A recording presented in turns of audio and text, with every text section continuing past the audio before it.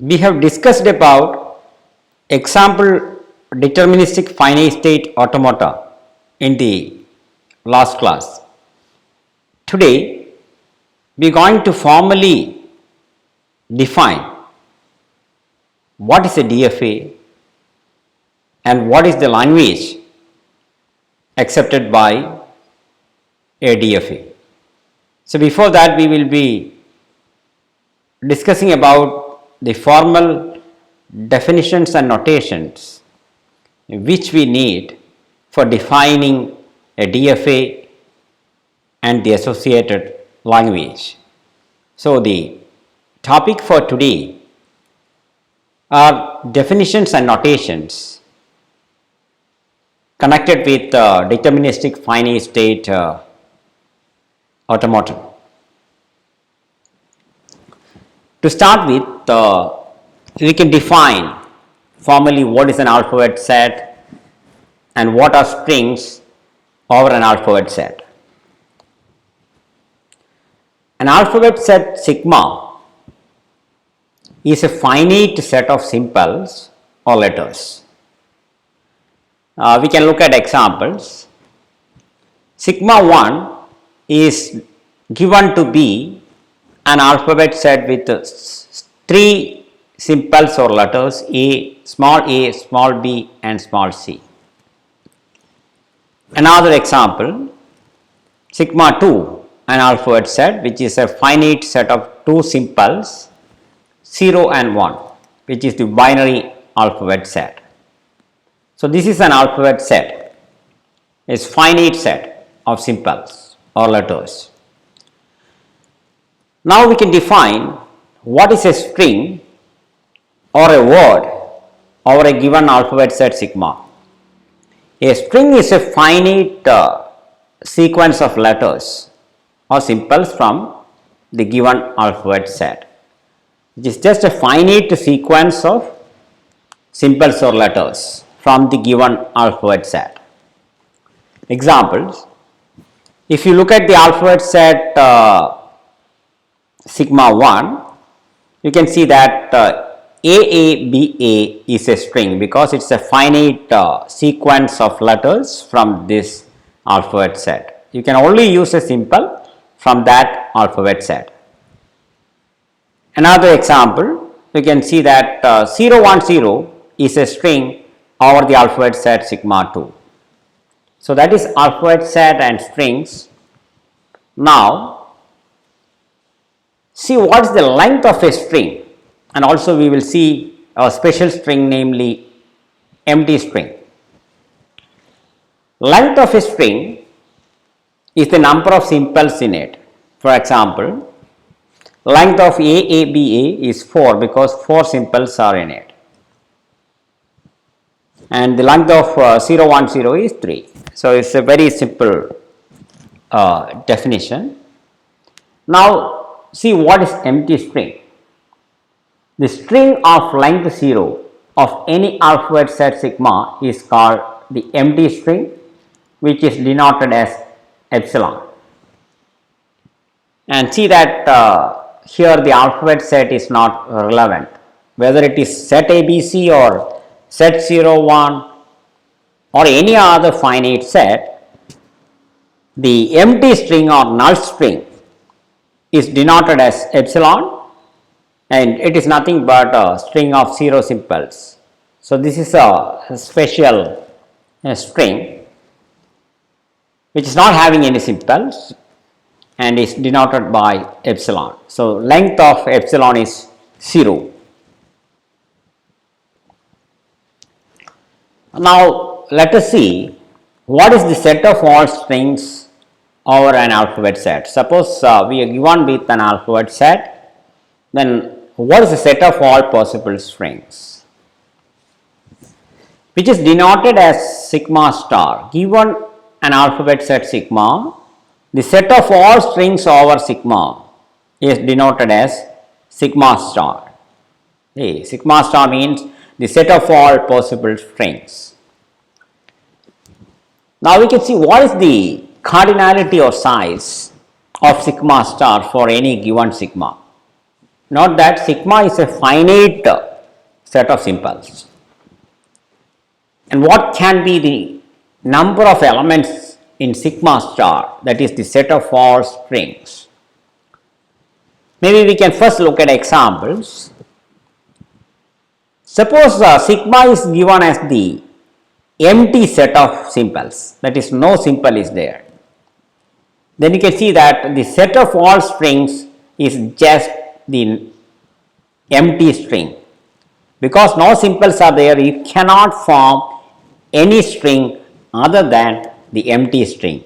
So, note that even if the alphabet set is empty, you can have the null string or empty string, and hence you have only one element in the set of all strings. So, the cardinality is 1. Consider the next simplest case when you take a single element in sigma, and you can see that now the set of all strings is infinite. It is the string of length 0, which is epsilon, the string of length 1, the string of length 2, etc. It goes. So, even if you have just a single letter in the alphabet set, the cardinality of the set of all strings is going to be infinite. So, now with this we can try to formally define the cardinality. For any alphabet set sigma, you can see that sigma star, which is the set of all strings over sigma, is a countably infinite set. Then I have to define what I mean by countably infinite. Countably infinite means it's infinite, but its elements can be enumerated in some order. Enumerated means you can list it starting from an element, and you can say which is the first element, which is the second element, which is the third element, etc. For example, you can easily observe that the set of all natural numbers is a countably infinite set, because you know that the first element is 1. If it starts with 1, assuming that 0 is not there, first element is 1, second element is 2, third element is 3, likewise it goes. So, the ith element is I. So, when I say enumerated, I mean we know which is the ith element of the set for all I. Okay, I hope the definition of countably infinite set is clear. So, this is a claim that for any finite sigma, sigma star is a countably infinite set, meaning you can list all the strings of sigma star in some order. Example, if you look at the alphabet set as set AB, set of just two simples, then we can see that you can list the elements of sigma star like this. First, the string with length 0, just epsilon, followed by the strings with the length 1, A and B, which is followed by strings of length 2. Here there are 4 strings, then you will get strings of length 3, 8 strings are there, likewise you can list. So, this is what is called the lexicographic order of the strings. Okay, I hope you are getting me. So, given any alphabet set or similar technique you can use to prove that the set of all strings is a countably infinite set. So, what we show is cardinality of sigma star, that is the set of all strings for any given sigma. So, only when sigma is empty you have the cardinality as 1, otherwise it is a countably infinite set. Now, we have enough materials to define formally what is a language over an alphabet set. A language L over an alphabet set sigma is any set of strings over sigma. That is, any set of strings is called a language. It could be any set. So, that is, a language is just any subset of sigma star. Given a sigma, any subset of sigma star is called a language. So, what is sigma star? The set of all strings. So, any subset means any set of strings, that is it. Example, let us look at the language over the alphabet set AB. So, this is of course a language because it is a subset of sigma star. Null set is a subset of any set and hence it is a language. Another language, just one element, which is the empty string. You know that empty string is an element of sigma star. So, it is just a singleton subset. For example, just another subset with two strings. You can also have any infinite subset. So, here I am listing all the strings with formed with the simple A. Okay, this is another subset. So, language is just a set of strings over an alphabet set. And here I am stating a theorem for any non-empty alphabet set sigma. If sigma is non-empty, then the set of all languages over sigma, that is the power set of sigma stars, it should be sigma star, is uncountable. So, previously we saw that the set of all strings over any finite alphabet set is countably infinite. Now, this theorem claims that if you look at any non-empty alphabet set, then the set of all languages, what is the set of all languages? This is a language, then the set of all languages means the power set of this set. You think about it offline and you can prove that it is an uncountable set. I am leaving that as an exercise. If you want, you can try it. You can prove it using diagonalization and method of contradiction. And for the interest of time, I am leaving it as an exercise. And if you can, please remember that the set of all languages is very complex. It is an uncountable set. It is not even countable, means you cannot even list the languages in some order. So, that is such a complex set. So, that is the take home.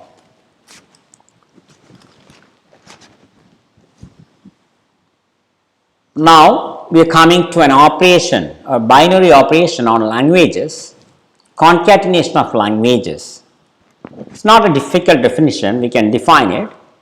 Let L1 and L2 be two languages, could be of different or different alphabet sets, that does not matter.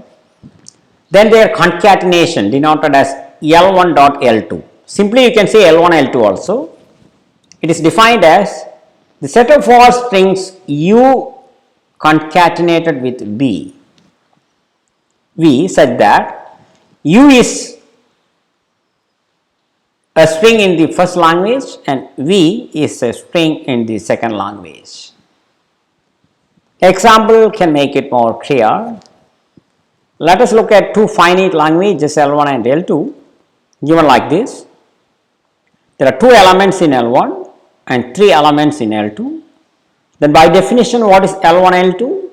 L1 L2 means if you take AB, concatenate these strings, you will get three different strings. AB concatenated with epsilon, AB concatenated with 0 1, AB concatenated with 1 0.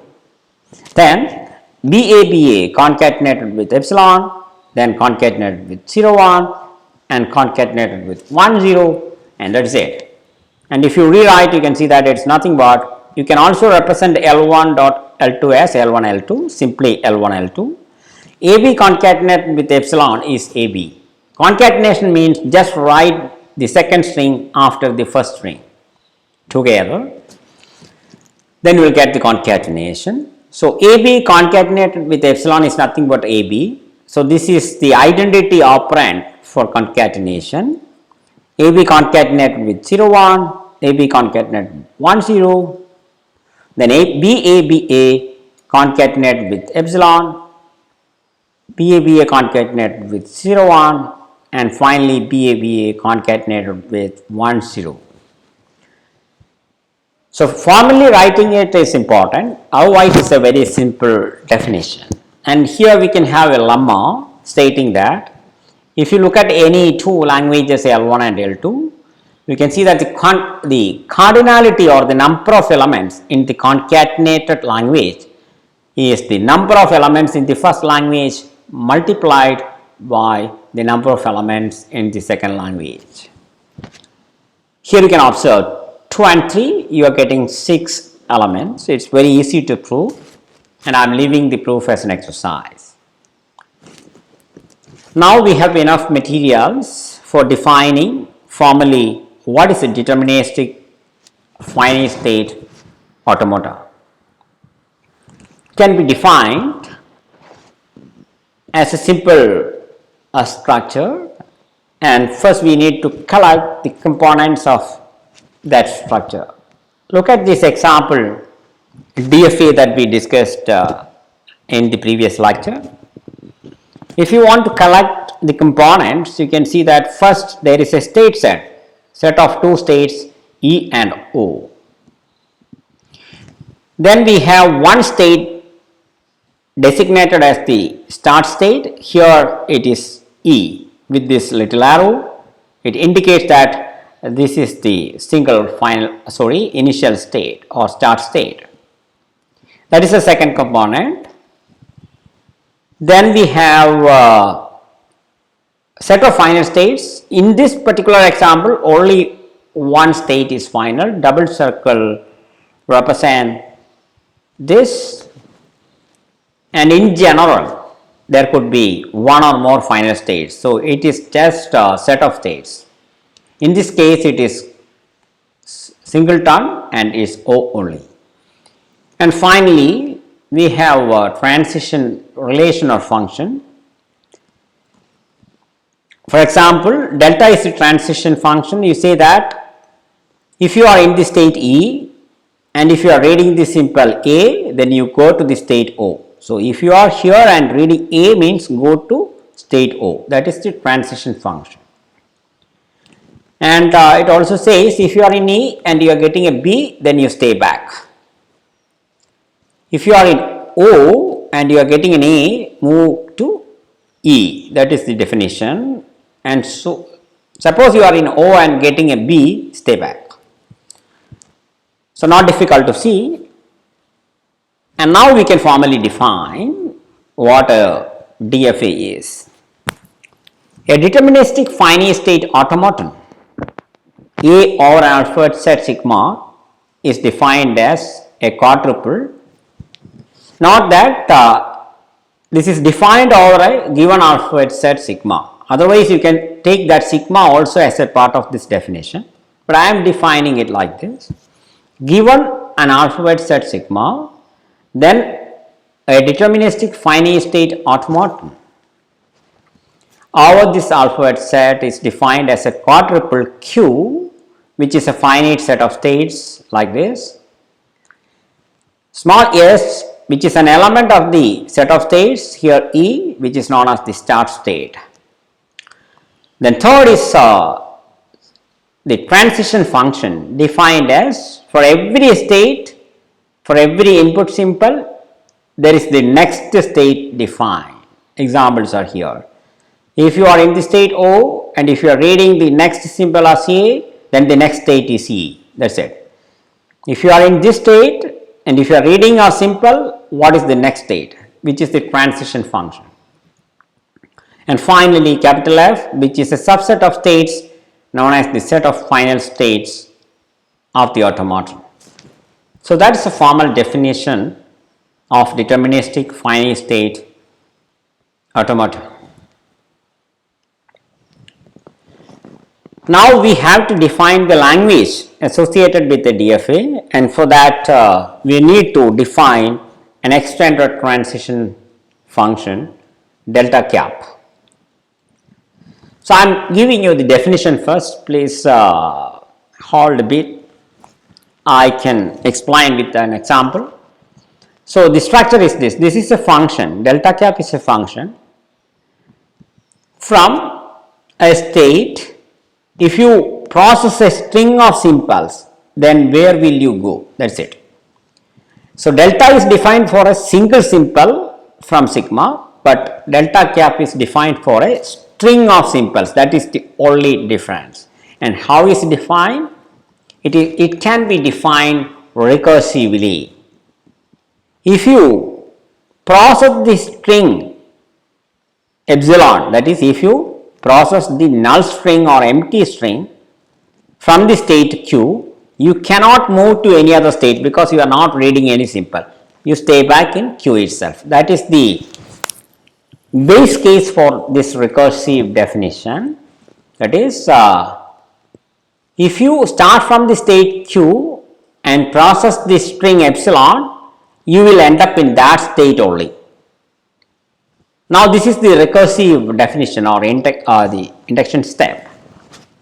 Suppose you start processing the string WA. W is a string followed by another simple A. The whole string is W concatenated with A. So the question is, suppose you start processing the string WA from the state Q, where will you end up? That is the definition. It says, what you first do? You first see where will you go for W from Q. Okay, you will get into a state. From that state, where will you go for A? That is exactly what this is. Hope you are getting me, otherwise please read it again and try to understand. Anyway, an example we can consider which will make it more clear. Now look at an example. Suppose you are given with this DFA and you want to see what is delta cap of E. From E you want to process BAA. I am splitting BAA as BA followed by the symbol A. I can say that. So what is it? According to this definition, what is it? W is BA. So it is nothing but delta of delta cap of E comma W. That means delta cap of E comma BA comma A. I am just applying this definition as a machine. Now we have to solve this equation. What is delta cap of E comma BA? We can try to do it. So BA can be written as B concatenated with A. So if you apply this formula, you will get it's nothing but delta of delta cap of E comma B comma A, because here W is B. This is exactly what this formula says. Now we have to solve this equation. You do it. This is the equation. How can you split B? You can say that it is nothing but epsilon concatenated with B, and that is what I say. This W is epsilon and then followed by B. Okay, this is a directly defined case. For any state like this, this is directly defined by the first equation. So I am getting the solution. It's nothing but this is E. This is E is what this equation is telling you. Delta cap of Q comma epsilon is Q for any Q. So delta cap of E comma epsilon is E. You're getting this. Now what is delta of E comma B? Where will you go for B from E, which is E itself? So the result is E. And now we have got a solution for this, right? So we are getting a solution for this as E. So you substitute E here, you will get delta of E comma A. What is it? E comma A is nothing but O. So now you are getting a solution for this equation as O. You apply it here, this is nothing but O. So you are getting delta of O comma A. So what is it? Delta of O comma A is nothing but the state E. So, you got this answer as E. That means, when you are processing the string BAA starting from the state E, you will end up in the state E. You just simulate the machine, you can verify. BAA, BAA will take you back to E. So, which is correct. Okay, this is a very simple definition because it is telling you if you start processing a string WA from the state Q, where will you end up? Okay, and formally this is how you can define. This is a recursive definition. Now, this is enough for us to now define a language accepted by DFA. The language L of A accepted or represented by DFA over an alpha set sigma is defined as the language of the automaton A is the set of all strings over sigma star such that if you process that string W from the start state of the automaton, then you will end up in a final state. That's it. So, this tells you if you start processing the string W from the start state of the automaton, in which state you will end. If that state is a final state, it is accepted, otherwise it is not accepted. So, this is exactly what the language is.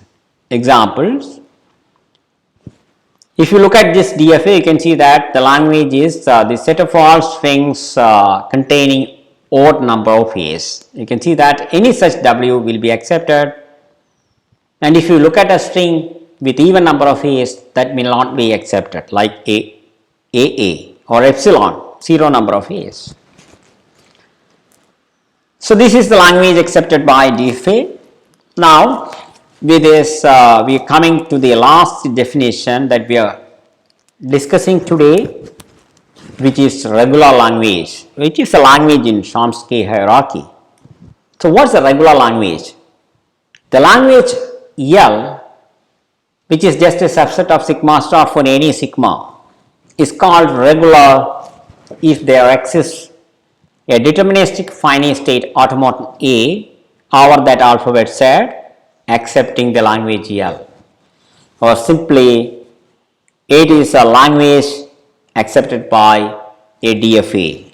So, the class of languages accepted by the family of deterministic finite state automata is called regular language. So, a language is regular means there exists a deterministic finite state automaton for accepting or representing that language. Now, we can look at examples. You can see that the language over AB said that every string contains even number of A's is a regular language because you can design a DFA for this language. Another example, consider the set of all strings W over AB such that W contains even number of A's and number of B's in W is a multiple of 3. So, even number of A's and number of B's is a multiple of 3.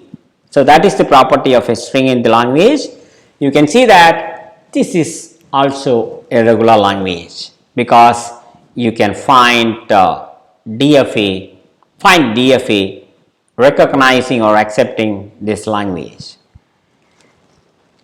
Last example, if you look at the set of all binary strings W such that every binary string W is the binary representation of a natural number which is a multiple of 5.